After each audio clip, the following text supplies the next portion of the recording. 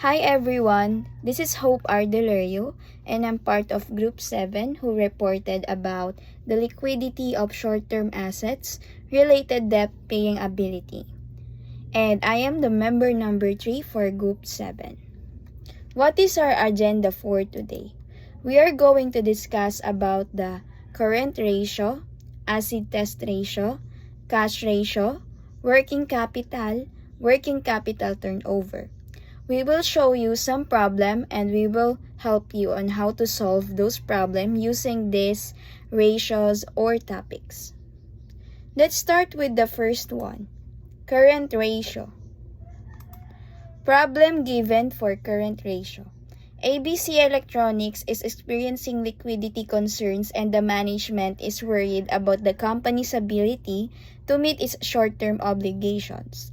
To analyze the situation, the financial team has gathered the following information for the current assets and liabilities for the fiscal year ending on December 31, 2023.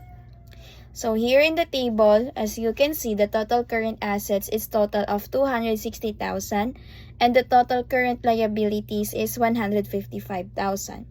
How to solve the current ratio to see the company's ability to meet its short-term obligations. The solution. To solve the current ratio, we need to get the total current assets divided to total current liabilities. So the given amount for total current assets is 260,000 and 155,000 for current liabilities.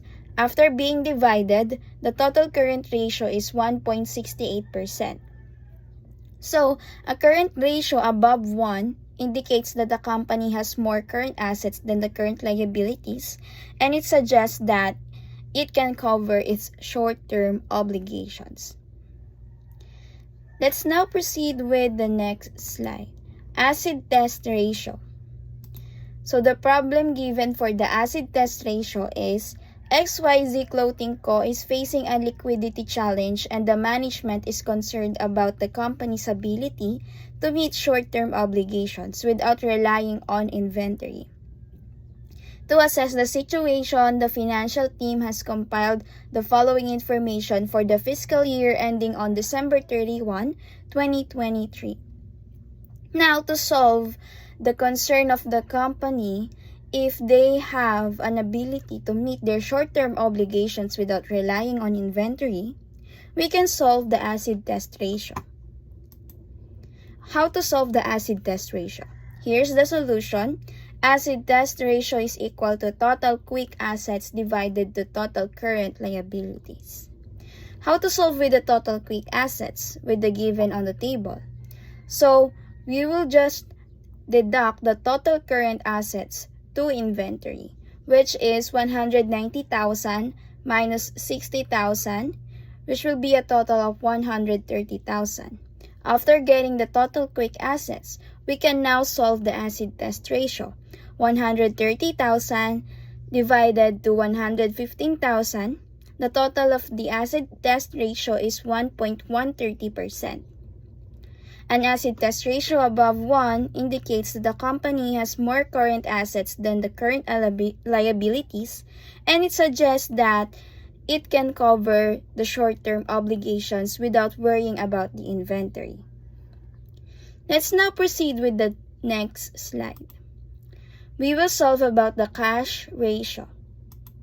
The problem given for the cash ratio is LMN Tech Solutions is facing a liquidity challenge and the management wants to assess the company's ability to meet short-term obligations using only its most liquid assets.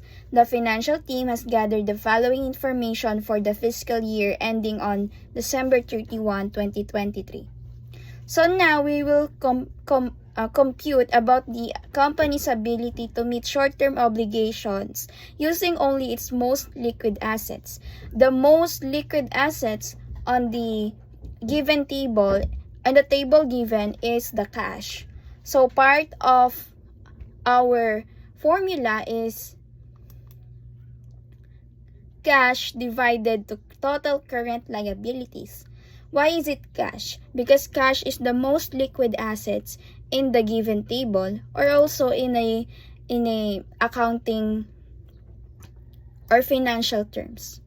Cash ratio is equal to cash divided to total current liabilities. Cash ratio is equal to 60,000 divided to 83,000, which will be a total of 0.723%. It suggests that while a cash ratio is above 0.5, it's generally considered satisfactory.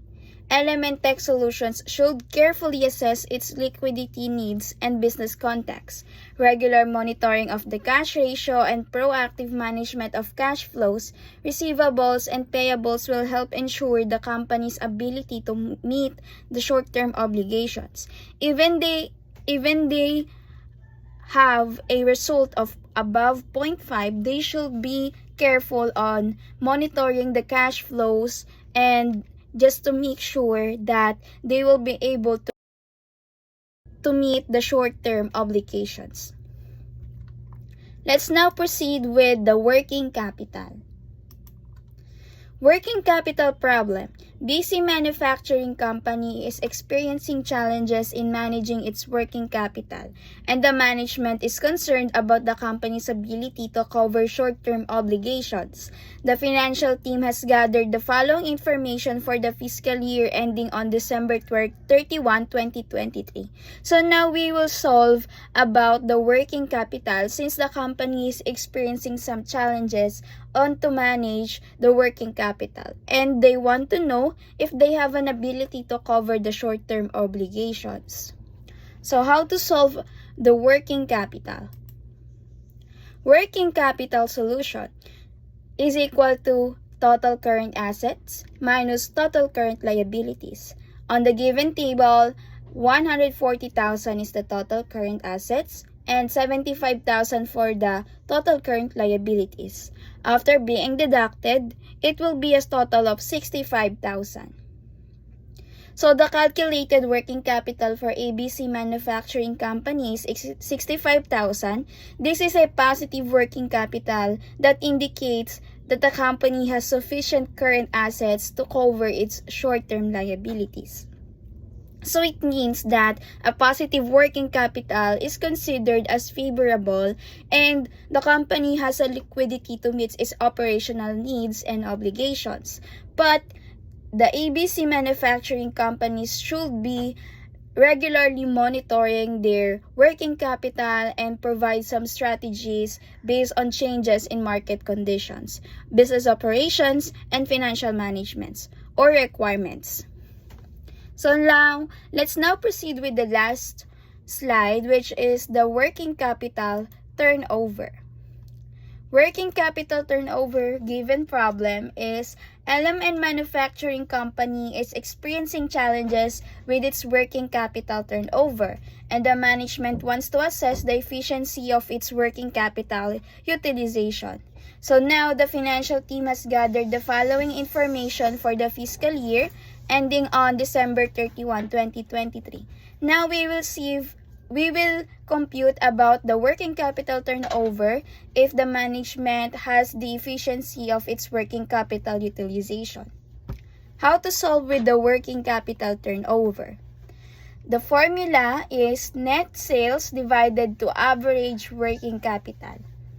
So, how to solve with the average working capital? We can have the beginning working capital deducted to ending working capital divided by 2. Now, in the given table, it only provides a total current assets and total current liabilities. We can use that as an alternative to divide or to solve the average working capital. 117,000 minus 62,000 divided by 2, and the total of average working capital is 27,500. So now let's have the working capital turnover formula. The net sales for LMN Manufacturing Company is 400,000. So 400,000 divided by the average working capital, which is 27,500, we will now have the working capital turnover of 14.55%. This ratio indicates that for every $1 of working capital, the company generates 14.55 in sales. And that's all. Again, this is Hope Ardelerio reporting by Group 7 and member number 3. Thank you so much.